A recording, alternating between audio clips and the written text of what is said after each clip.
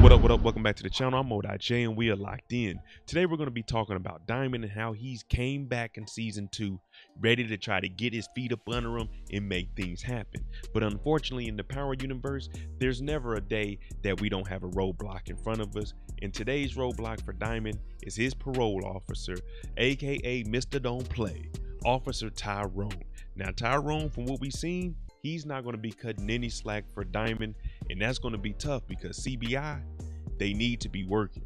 Now, before we jump into this and talk about Diamond's roadblock this week, if you like power content, breakdowns, theories, and predictions like this, then hit your subscribe button and turn on your notification bell so you get something every time I upload. I'm on that road to 50,000 subscribers, so each one of you, y'all count, and I appreciate you. I see you at 50. Make sure you hit that like button. And if you don't see it at 100, hit the like button. But let's go ahead and talk about it. This is Diamond and his parole officer issues. Season 2, we seen Diamond start to get himself back together after he got rid of Jenard because they split and they got their own territory now. So Diamond, he's getting the crew together and letting them know it is what it is moving forward. It's CBI and then it's everybody else. But I'm also going to be working with Tommy, my right-hand man. And if there's an issue with that, Diamond is letting everyone know that they're going to have to deal with this internally and they're going to have to deal with it through Diamond. Now we know what Tommy's about. And Tommy's the more aggressive one out of him and Diamond. Diamond is trying to play this low key because you have to remember, Diamond was released from jail after a 15-year sentence and he's been placed on parole. So already being around all of these drugs, guns, thugs, he's not supposed to be there. So Diamond is already tiptoeing on a thin line.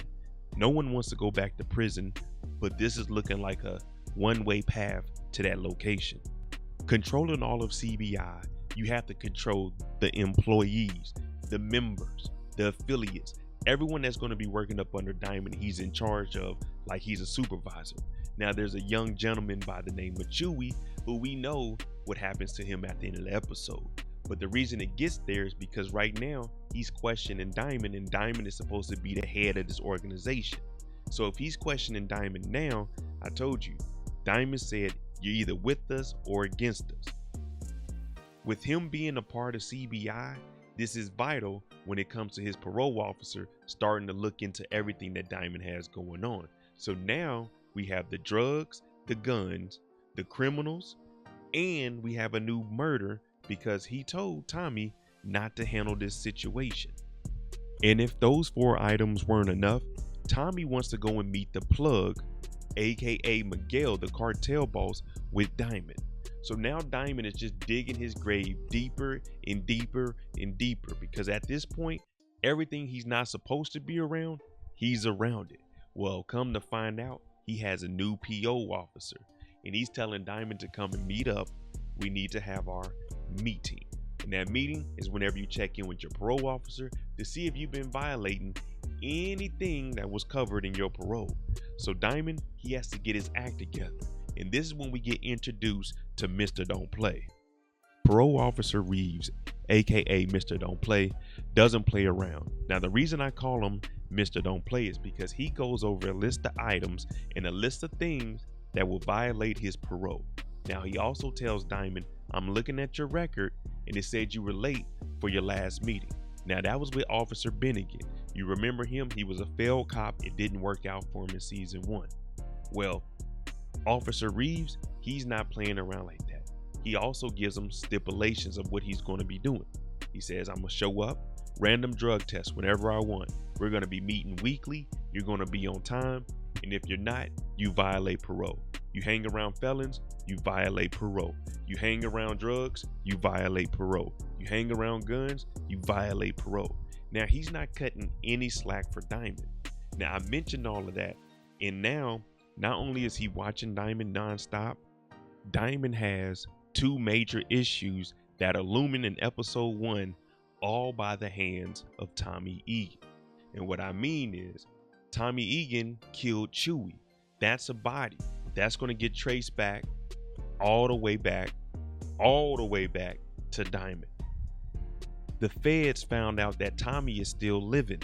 Now the feds, if they see any picture of Tommy with Diamond, they're going to be looking into him and they could find out that he's on parole. So Diamond is in a messed up situation right now. And all of this because of Tommy. Now, I know people are talking about how weak Diamond is and how soft he is, the gentle giant. We get it. But understand there's a lot of pressure being put on him right now to stay out of jail.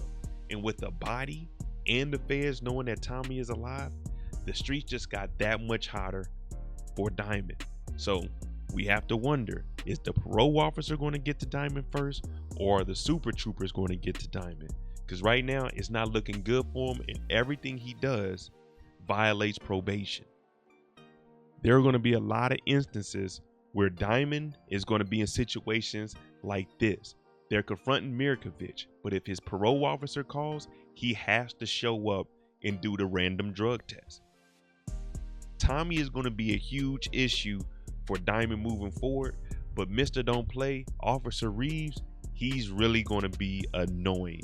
This is going to probably be one of the most annoying cops we see, because he's going to be messing with Diamond every single chance he can to try to get him to slip up and violate parole. And on the other hand, he has Tommy wilding out, potentially starting wars, wanted by the feds, that's drawing attention to him also. So right now it's looking like Diamond is in a lose-lose situation, because this is Power Book 4 Force, a Tommy Egan spinoff. You're not the main character, Diamond. So Diamond is going to have to tread lightly moving through this season. Now, shout out to my dog Brillo. He said Diamond might be going to jail for a little bit, just until they get some things situated. Let me know what you think about that. But really think about everything that Tommy is putting Diamond through, on top of Officer Reeves about to act a damn ass. All right, let me know what you think about Diamond and his situation moving forward. Is Officer Reeves going to be there to disrupt any kind of drug exchanges they got, any hands to hands? Is he going to make it tougher for Diamond to move in these streets, especially being the criminal boss of CBI? Also, do you think Diamond's going to go to jail? Let me know what you think. I'm ModeIJ. If you like this kind of content, make sure you hit that subscribe button, man. I'm on that road to 50,000 subscribers, and if it wasn't for y'all, it wouldn't be any me. So hit that subscribe button, and if you don't see this at 100 likes, hit that like button also. Make sure you tune in Monday night. We got the Monday Mistakes, 9 p.m. Eastern. We take 3 characters, break down their mistakes and how they can fix it. Thanks for watching again. I'm out.